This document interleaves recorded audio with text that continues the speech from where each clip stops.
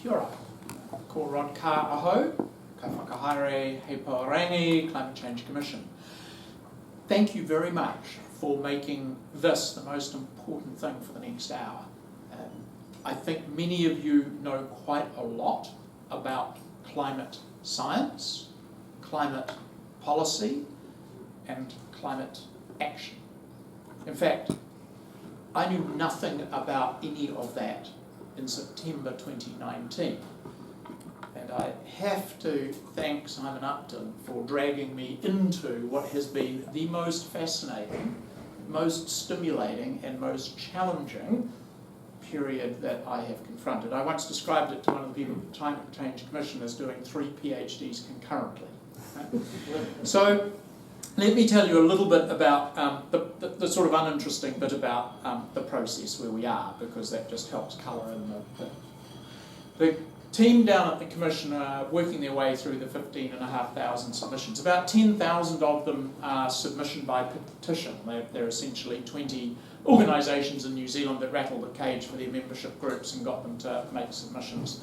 But they're all smart enough to get them to write something on the submission, so it's not just file this one, it looks like that one, everyone's different. Some of them were helpful enough to send them through our portal, but many of them weren't, so now the team is actually loading them into the portal so that we can meta tag them and send them to the right principal analyst. So there's a bureaucratic process going on there. They tell me we're about 85% of the way through them, and they expect to have all of the submissions processed and at least eyeballed by a senior analyst shortly. They said by the end of the month, but that's come shortly. Over May, the Commission meets in workshop mode to consider the areas of advice where the senior analysts have concluded that some rewording of either our recommendations or the wording surrounding a recommendation would be justified on the basis of consultation with new evidence submissions that have been made. They've identified more than 15 substantive areas where the Commission needs to invest its time to exercise judgment over those matters. So I think the first point to make is that the consultation process has indeed done what consultation is supposed to do.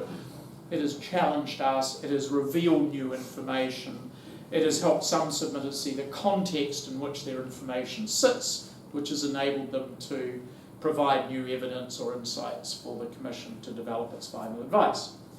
But there is an important thing to remember, that the Commission's role is to provide government of the day with advice on the direction of policy for an emissions reduction plan that would be the government's plan, the plan being that plan that would give effect to the emissions reduction budgets, which the government of the day, not the Commission, adopts, with those emissions reduction budgets are consistent with the statutory targets and international obligations that New Zealand has. So we are advisory in that context, and this is our first piece of work. There are other things under the Act that we have to get round to doing, but this is the bit we've had to work on. And as those of you who've seen our draft advice will see, it is an economy-wide piece of advice, so it's relatively rare in New Zealand that anybody is tasked with taking a sort of at least 15, potentially 30-year view and articulating a state of the nation looking out 5, 10, 15, 20, 30 years across broad sectors of the economy. We had to build some models to help us do that. Fortunately, we were able to find good quality people who have helped us with that. We could talk about models if you really chose to use your time doing that. That would be fine. But one thing that we could have described better and would have been helpful is that we used a device in our draft advice called Our Plan.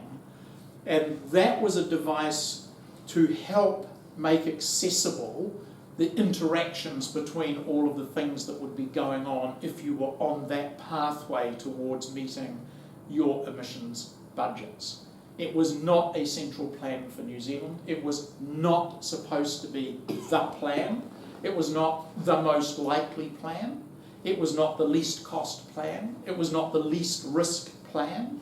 It was not the boldest plan. It was simply an internally consistent set of inputs, assumptions, outputs, and outcomes that hung together in that model.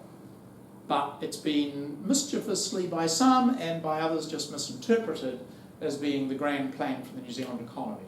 it ain't that.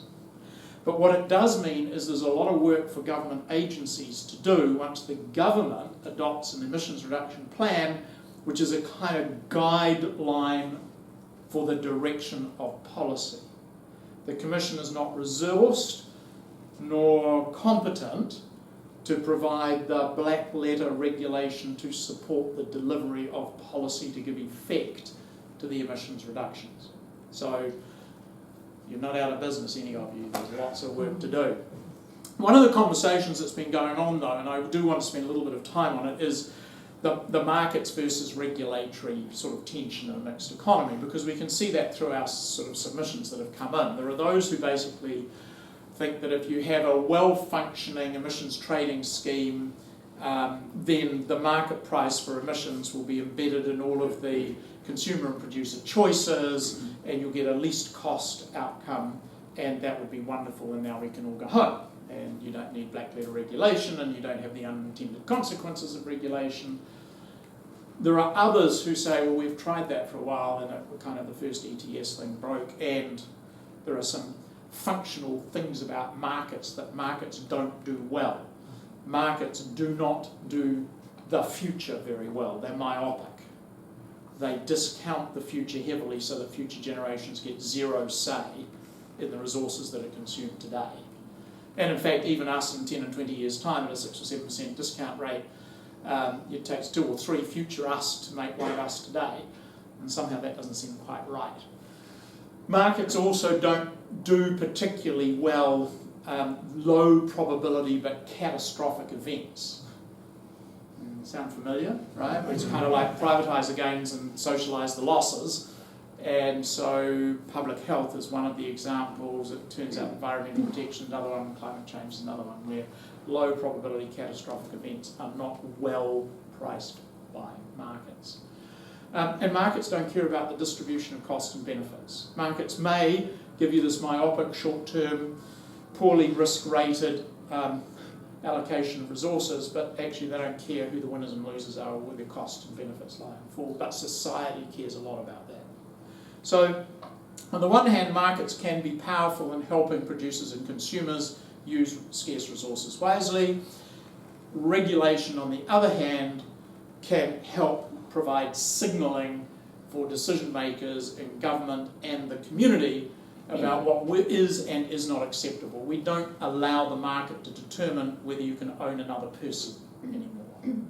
We don't allow the market to determine whether it's efficient to employ children.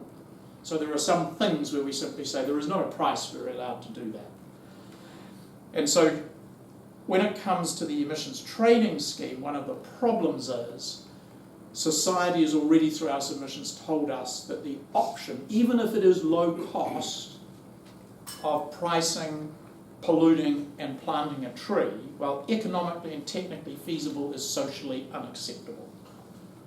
So there are times when in our mixed economy the signals go out from our communities that price has a part to play, regulation will be brought in to support other objectives which we have to consider in the Act and which society values highly.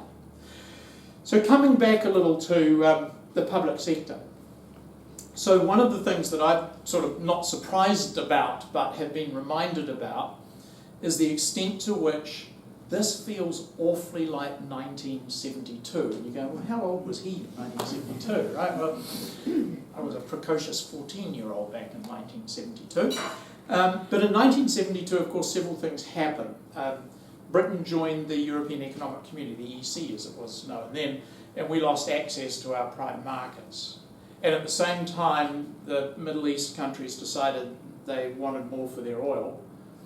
And so New Zealand's relative wealth and income, relative to other countries in the world, took a huge hit. But we spent most of the 1970s in denial. We were a wealthy country in 1972, so the first thing you do when the rainy day turns up is you borrow money, and you borrow money, and you borrow some more money. And then as the 70s progressed and inflation was becoming a problem and the fixed exchange rate looked like a bit of a challenge, we again began to defer the adjustment that inevitably we would have to make as a result of a changed world.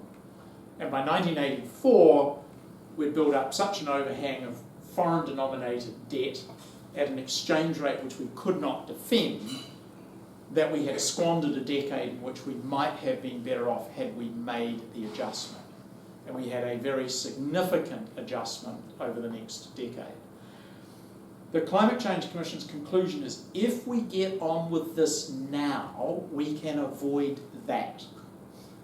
If we kick this can down the road another decade, we will find ourselves potentially with a very substantial adjustment. Why? Because the world is likely to have moved on. Access to the markets we value will be increasingly at risk. Our technical capability to pick up and use the low and no emissions technologies that will have evolved will have been constrained by our willingness to continue to invest in the skills and capabilities on a fossil fuels emitting economy. So we need to get on with developing those skills to enable those technologies, and we need to get on with that now. If we do, it would appear that the impact on that rather useless measure of anything we really care about, GDP, is relatively modest, because GDP at the end is a measure of busyness. It's all it's a measure of. It's not well-being, it's busyness. And there's a lot of work to do. Okay?